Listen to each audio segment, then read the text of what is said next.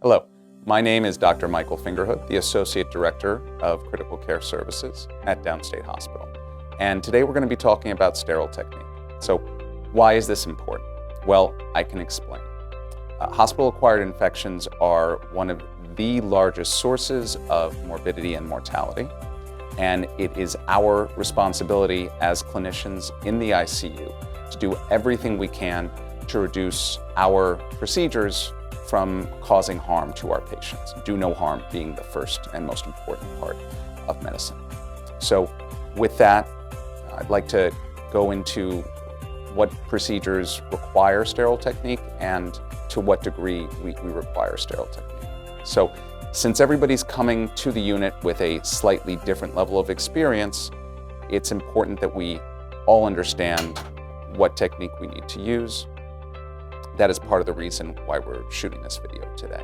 Certain emergent procedures like intraosseous lines do not require sterile technique. Procedures that are temporary, usually diagnostic procedures such as paracenteses and thoracenteses, require modified sterile techniques such as sterile gloves, gown, and face masks, and eye protection. All other procedures that involve indwelling catheters in our arterial, venous, or pleural systems require full bedside sterile technique, which we're going to go over at this time. It's imperative that you review this video prior to your rotation. There'll be an expectation that you sign a statement stating that you've done such, and your sterile technique will be reviewed on new innovations as part of your evaluation for the procedure that you do. I'd last like to thank the Downstate Medical Executive Committee for funding this video and the Downstate Sim Lab for allowing us the use of their space, their time, and their dummies. Thank you very much.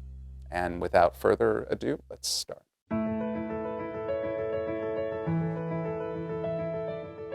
Start with reviewing your surroundings, making sure there is adequate room and resources to perform a sterile procedure, such as sterile gloves and clothing, a procedure base to work on, a nearby hand washing station, and an assistant.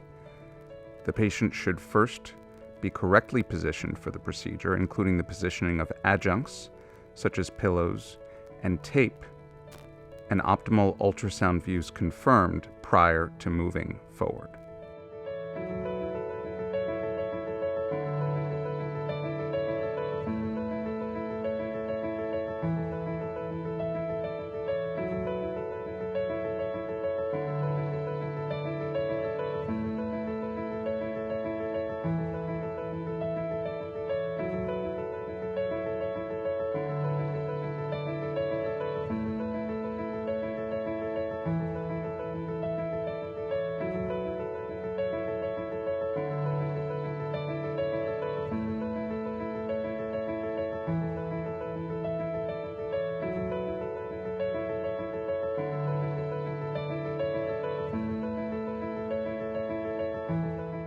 After patient positioning has been completed, ensure you have a sterile, level base for placement of your equipment. One example as seen here is a bedside table made of non-porous material, easily adjusting in positions that can be locked or blocked into position. After confirming the optimal position for the base, clean it with a bleach or similar based hospital surface disinfecting wipe on all contact surfaces, allowing for optimal dwell time as instructed on the packaging. With the patient and sterile table in position, we can now reconfirm that we have optimal views on our ultrasound probe for the procedure, in this case the cannulation of the left inferior jugular vein.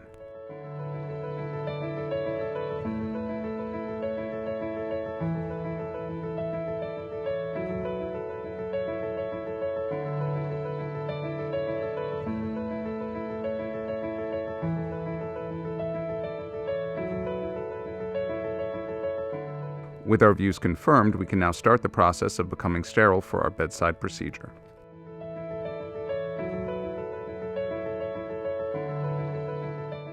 Start by removing any other outer clothing that will be difficult to wear under a sterile gown.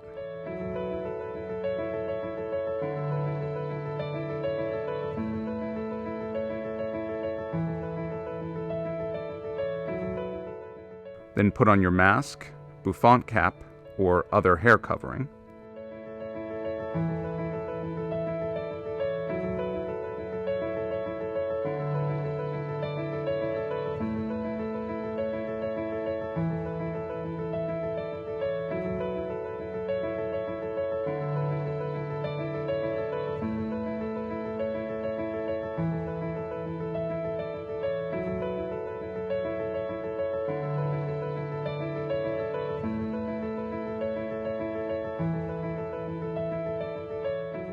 Remove all clothing proximal to your forearms, as well as any rings, bracelets, or other jewelry.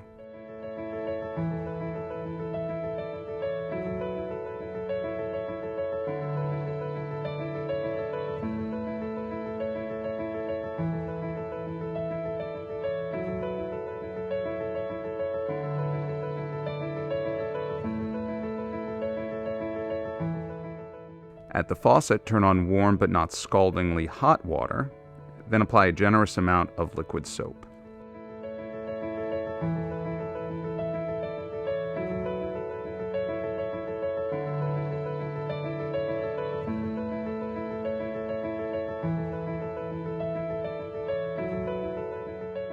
Proceed to wash your hands by vigorously rubbing each finger and each surface of the hand for at least 15 to 30 seconds each, rinsing with running water and subsequently taking care to avoid touching any other surface thereafter aside from the paper towels you will use to dry your hands.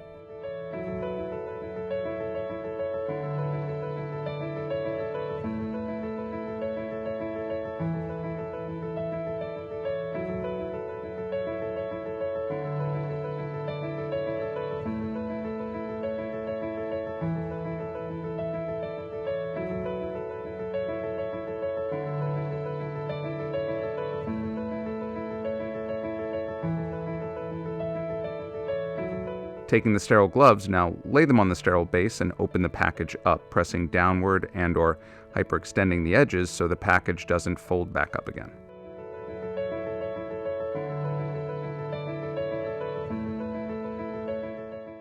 Now grab the package containing the sterile gown and open it up, wiping any excess moisture from your hands with the included paper towel and taking care to only touch the inner surfaces of the gown.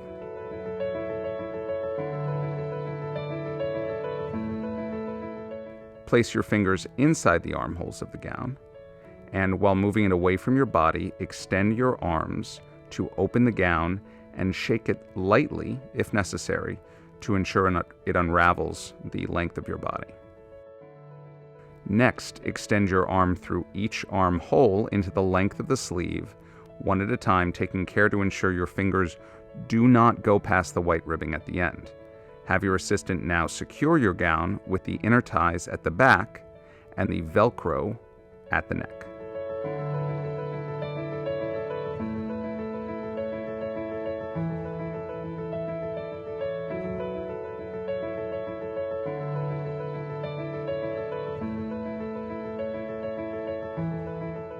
Now, grasp one glove with your non-dominant hand through the white ribbing and pull the glove onto your dominant hand such that the ribbing is completely covered by the glove. Next, maneuver each finger one by one out of the ribbing into the correct position of the glove, taking care not to allow your hand or wrist to be exposed, and pull the glove tight. Next, take the dominant glove and cup your fingers under the caudal lip of the non-dominant glove, allowing you to pass your non-dominant hand through that glove.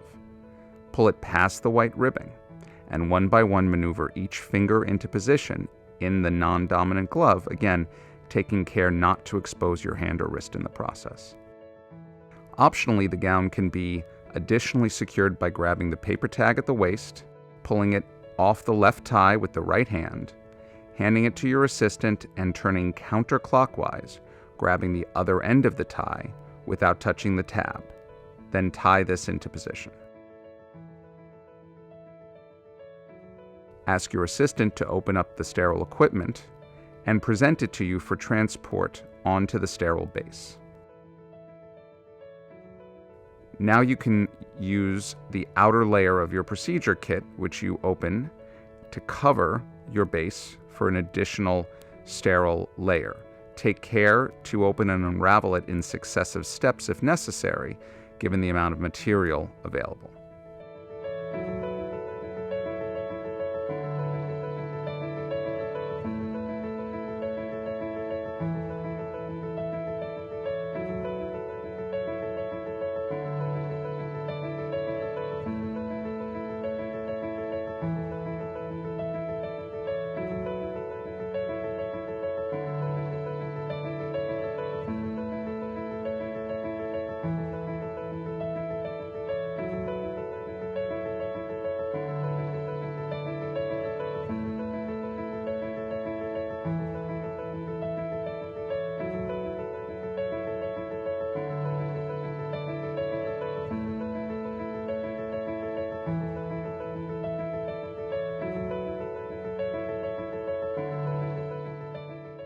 Perform the first cleaning of the patient surface with chlorhexidine, which is preferred over provident iodine, as it does not work by desiccation and as such does not have to be applied in successive circles and does not have to wait for complete drying to be effective.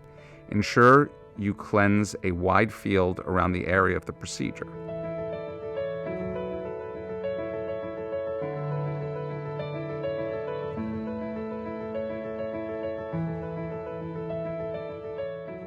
Next, apply the drape by confirming the direction it will unravel and ensuring the drape is opened based on the location and direction of the bed, not the patient themselves, i.e., if the patient is laying at an angle, don't place the drape at an angle, but continue to place the drape parallel with the bed. This will maximize your sterile field.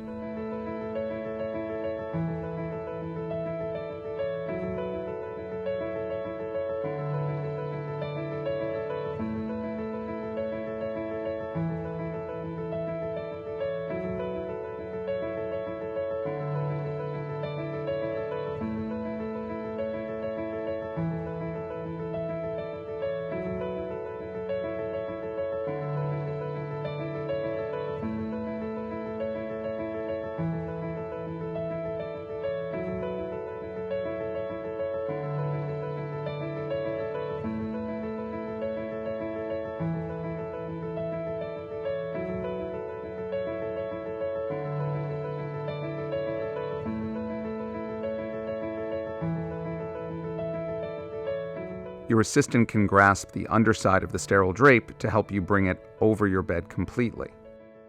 Now reposition the sterile base and your procedural equipment next to you against the remainder of your sterile field. Remove the paper from the sterile drape, covering the viewing area, and confirm the location you have placed the drape on is correct. If you are not encircling your planned procedural area, use both hands to gently tug and pick up the sterile field and move it as needed.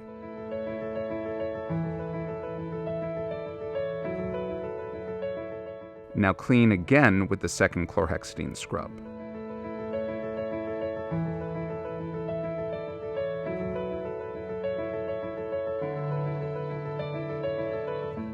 Now have your assistant open the sterile probe cover and remove it from its packaging. The probe cover will usually come with sterile gel. If not, ask your assistant to obtain some. Milk the ultrasound gel packet contents from the bottom of the packet to avoid getting the gel on your gloves. Then rip the gel packet open at the top, placing a moderate amount inside the distal portion of the probe cover.